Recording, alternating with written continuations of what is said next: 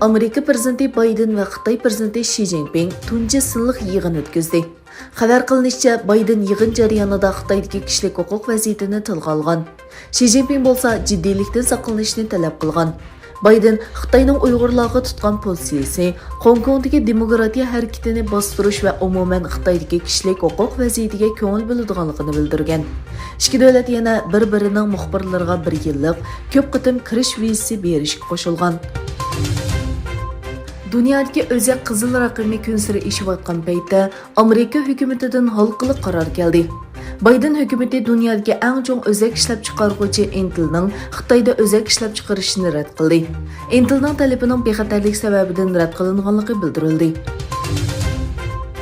Rossiya Davlat Mudofaa Ministrligining yozma bayonotida 11 oyning 15 kuni Rossiyaning olam bo'shliqidagi sun'iy hamrohning muvaffaqiyatli holda boshqarilgan bomba bilan urilganligi o'tirib qo'yilgan.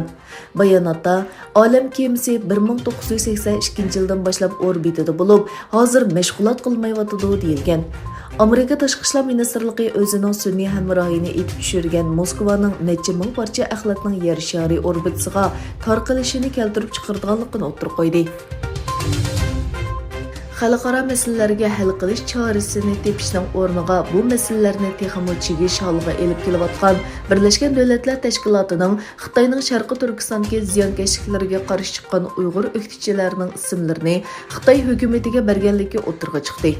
Fransiyaning dongli gazeti Le Monde'dagi Emma Reel bu masalani o'tirib qo'ydi.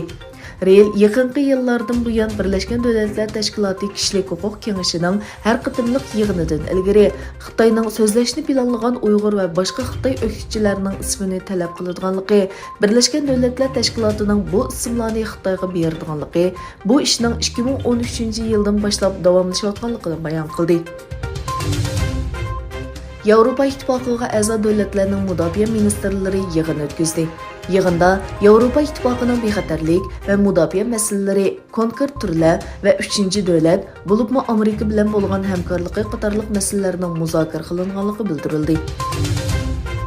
Xitoy prezidenti Xi Jinpingning Amerika prezidenti Joe Baiden bilan o'tkazgan silliq uchrashishda Tayvanni mustaqil bo'lishga ilhomlantirishning Washington uchun o't bilan o'ynashdan derak berdiganligini aytgan.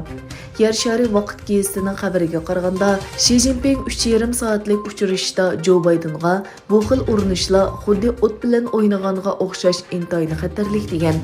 Amerika bo'lsa bir Xitoy siyosatini qo'llash bilan birga Tayvan hujumga uchirsa yordam berdiganligini ta'kidlab keldi. Amerika texnika magnati Google kelgusi 5 yilda Avstraliyaga $740 million mablag' soladiganligini e'lon qildi. Şirketning bayonotiga qaraganda, bu pul tadqiqot markazi qurish, bulut hisoblash iqtidorini oshirish va yerlik tashkilotlar bilan hamkorlik o'rnatishga ishiltildi.